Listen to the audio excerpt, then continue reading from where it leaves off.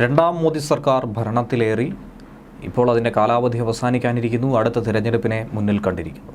പക്ഷേ കോൺഗ്രസിനെ സംബന്ധിച്ച് വലിയ തിരിച്ചടികളാണ് ഇക്കാലയളവിൽ, ഈ 9 വർഷ കാലയളവിനിടയിൽ ലഭിച്ചിട്ടുള്ളത്. 10ാം വർഷത്തിനോട് അടുക്കുമ്പോൾ മോദി മാജിക് നടന്നതിൽ രാഹുൽ ഗാന്ധിയെ സംബന്ധിച്ച് നഷ്ടമായത് വലിയ നേതൃനിര തന്നെയാണ്, വലിയ തിരിച്ചടികൾ തന്നെയാണ്.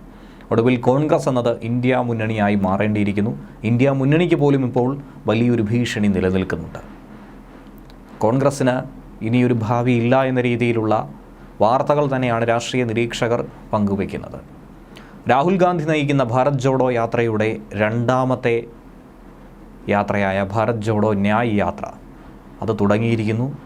അതിന് മുന്നിൽ തന്നെ വലിയ തിരിച്ചടിയുടെ ആഘാതത്തിൽ തന്നെയാണ് കോൺഗ്രസ് നിലയുറപ്പിച്ചിരിക്കുന്നത്. മുതിർന്ന നേതാവും മുൻ കേന്ദ്രമന്ത്രിയുമായിട്ടുള്ള മിലിന്ദ് ഡെയോറ പാർട്ടിയിൽ നിന്നും രാജിവെച്ച് മഹാരാഷ്ട്ര മുഖ്യമന്ത്രി ഏക്നാഥ് ഷിൻഡെ നയിക്കുന്ന ശിവസേനയിൽ ചേക്കേറിയിരിക്കുന്നു. കോൺഗ്രസിനെ സംബന്ധിച്ച് വലിയൊരു പ്രതീക്ഷയാണ് അറ്റുപോയിരിക്കുന്നത്. 55 വർഷമായിട്ടുള്ള കോൺഗ്രസ് ബന്ധം അവസാനിപ്പിച്ചാണ് ഇപ്പോൾ മിലിന്ദ് രാജിവെച്ച് എതിർപാളയത്തിലേക്ക് ചേക്കേറിയത്. കോൺഗ്രസിന് ഇതിൽ പരം വലിയൊരു തിരിച്ചടി ഈ അടുത്തൊന്നും തന്നെ ലഭിച്ചിട്ടില്ല എന്നാണ് രാഷ്ട്രീയ നിരീക്ഷകർ വ്യക്തമാക്കുന്നത്. ഇങ്ങനെ ഒരു കൊഴിഞ്ഞുപോക്ക് വർദ്ധിക്കുന്ന കാഴ്ച ഈ അടുത്തായി ഒരുപാടാണ് നമുക്ക് കാണുവാനായി സാധിക്കുന്നത്. പ്രത്യേകിച്ചും രണ്ടാം നരേന്ദ്രമോദി സർക്കാർ ഭരണമേറ്റെടുത്തതിന് തൊട്ട് ശേഷം ഒട്ടനവധി നേതാക്കളാണ് പാർട്ടി വിട്ട് BJP പാളയത്തിലേക്ക് പോയിരിക്കുന്നത്. 2019 മുതൽ 2024 വരെ പൊതു തിരഞ്ഞെടുപ്പിനായി എല്ലാവിധ തയ്യാറെടുപ്പുകളും ഒരുങ്ങിക്കഴിഞ്ഞിരിക്കുന്നു.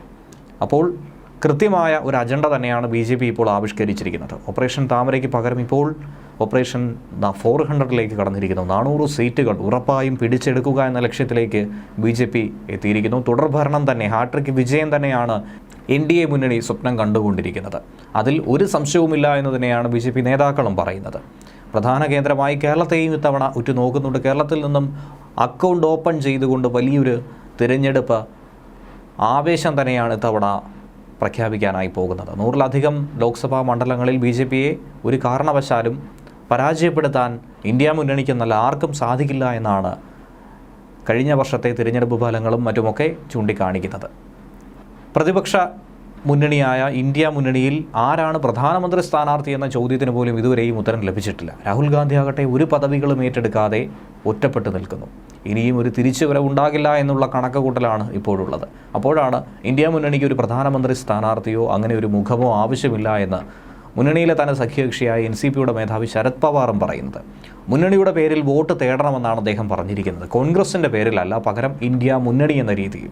ഇന്ത്യ മുന്നണി യോഗത്തിന് ശേഷം മാധ്യമങ്ങളോട് സംസാരിച്ച വേളയിൽ അദ്ദേഹം ഇത് പറഞ്ഞു. ഇത് തന്നെയാണ് ഏറ്റവും വലിയ പോരായ്മയും. ഒരു മുഖമില്ലാത്ത മുന്നണിയായി ഇപ്പോൾ കോൺഗ്രസ് മാറിയിരിക്കുന്നു. കോൺഗ്രസിനൊരു മേൽവിലാസം പോലും ഇല്ലാത്ത ഒരു ഘട്ടമുണ്ടായിരിക്കുന്നു.